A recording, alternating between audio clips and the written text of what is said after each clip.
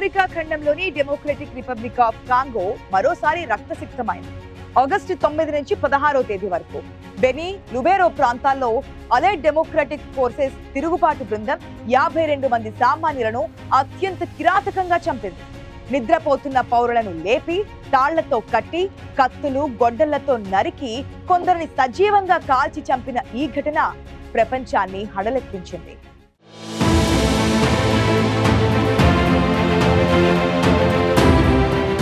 చీకటి ఖండం ఆఫ్రికాలోని పలు దేశాల్లో అంతర్యుద్ధం కారణంగా అమాయకులు ప్రాణాలు కోల్పోతున్నారు. ఆధిపత్యం కోసం తిరుగుబాటుదారులు రెచ్చిపోతున్నారు. డెమోక్రటిక్ రిపబ్లిక్ ఆఫ్ కాంగో బలగాల చేతిలో అలైడ్ డెమోక్రటిక్ ఫోర్సెస్ ఏడీఎఫ్ ఓటమి పాలైంది. దీన్ని దృష్టిలో పెట్టుకుని తిరుగుబాటుదారులు ప్రజల్లో భయాన్ని క్రియేట్ చేస్తున్నారు. ఆగస్టు 9 నుంచి 16 మధ్య నార్త్ కివు ప్రావిన్స్లోని బెనీ, లుబెరో ప్రాంతాల్లో ఏడీఎఫ్ తిరుగుబాటుదారులు దాడులు చేశారు. ఈ దాడుల్లో 52 మంది పౌరులు చనిపోగా వారిలో 8 మంది మహిళలు, 2 చిన్నారులు ఉన్నారు. లుబెరోలోని మెలియా గ్రామంలోనే 30 మంది చనిపోయారని అధికారులు తెలిపారు.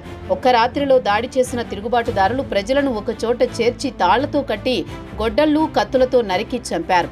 ఒయిచా పట్టణంలో ఒక సినిమా హాల్లో ఫుట్బాల్ మ్యాచ్ చూస్తున్న వారిని లాక్ చేసి సజీవంగా కాల్చి చంపేశారు.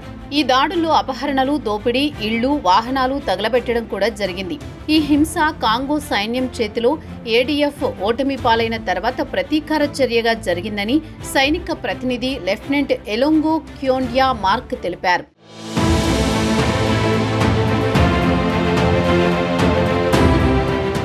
అలైడ్ డెమోక్రటిక్ ఫోర్సెస్ ఏడీఎఫ్ అనే తిరుగుబాటు సంస్థ 1995లో ఉగాండాలో ఏర్పడింది. ఈ సంస్థకు ఇస్లామిక్ స్టేట్ ISILతో సంబంధాలు కూడా ఉన్నాయి. 2002లో ఉగాండా సైన్యం ఒత్తిడి వల్ల ఏడీఎఫ్ తన కార్యకలాపాలను కాంగోలోని నార్త్ కివు, ఇటూరీ ప్రాంతాలకు మార్చింది. 2019 నుంచి ISILతో అధికారికంగా కలిసిన తర్వాత ఏడీఎఫ్ దాడులు మరింత హింసాత్మకంగా మారాయి.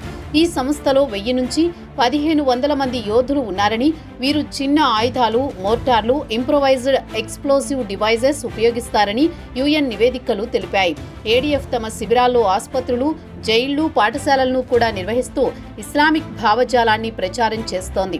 2014 నుంచి ఏడీఎఫ్ బెనీలో సామూహిక హత్యలు, అపహరణలు, లైంగిక హింసలతో ప్రజలను భయాందోళనలకు గురి చేస్తోంది. ఇక కాంగోలో దశాబ్దాలుగా అంతర్యుద్ధం కొనసాగుతోంది. ముఖ్యంగా తూర్పు ప్రాంతాలైన నార్త్ కివు, సౌత్ కివు, ఇటూరీలో ఈ అంతర్యుద్ధం భీకరంగా మారింది. 1996, 2003 మధ్య జరిగిన 2 కాంగో యుద్ధాల తర్వాత 100కి పైగా సాయుధ సంస్థలు ఈ ప్రాంతంలో దాడులు చేస్తున్నాయి. M23, ADF, FDLR వంటి సంస్థలు ఖనిజ వనరుల నియంత్రణ, రాజకీయ ఆధిపత్యం కోసం హింసను కొనసాగిస్తున్నాయి. 2025లో M23 రువాండా మద్దతుతో గోమా నగరాన్ని స్వాధీనం చేసుకుంది. దీనివల్ల 7.8 మిలియన్ల మంది దేశీయంగా నిర్వాసితులయ్యారు. ఏడీఎఫ్ దాడులు కాంగో సైన్యం, ఉగాండా బలగాలు, UN శాంతి సైనిక దళం నిర్వహిస్తున్న ఆపరేషన్ సుజాకు ప్రతీకారంగా జరుగుతున్నాయని నిపుణులు భావిస్తున్నారు. ఏడీఎఫ్ దాడుల వల్ల 2024లో 3,58,000 మంది నిర్వాసితులయ్యారు.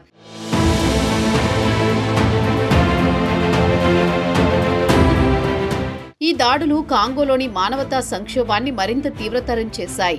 7.3 మిలియన్ల మంది నిర్వాసితులు ఆహారం, ఆరోగ్యం, విద్యా సౌకర్యాలు లేక దయనీయ స్థితిలో ఉన్నారు. మహిళలు, చిన్నారులపై లైంగిక హింస 30% పెరిగిందని UN నివేదికలు వెల్లడించాయి. బెనీ, లుబేరోలో జరిగిన ఈ దాడులు ఇప్పటికే భయాందోళనలో ఉన్న స్థానికుల్లో భయాన్ని మరింత పెంచాయి.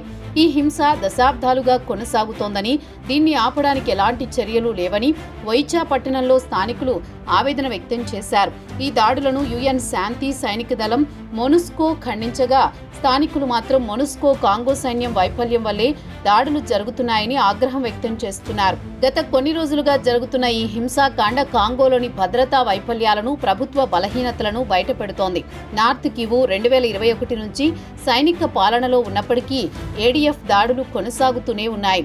ఆపరేషన్ సుజా, మోనుస్కో ఉనికి ఉన్నప్పటికీ ఏడీఎఫ్ రాత్రి వేళల్లో నిశ్శబ్దంగా దాడులు చేస్తోందని నిపుణులు చెబుతున్నారు.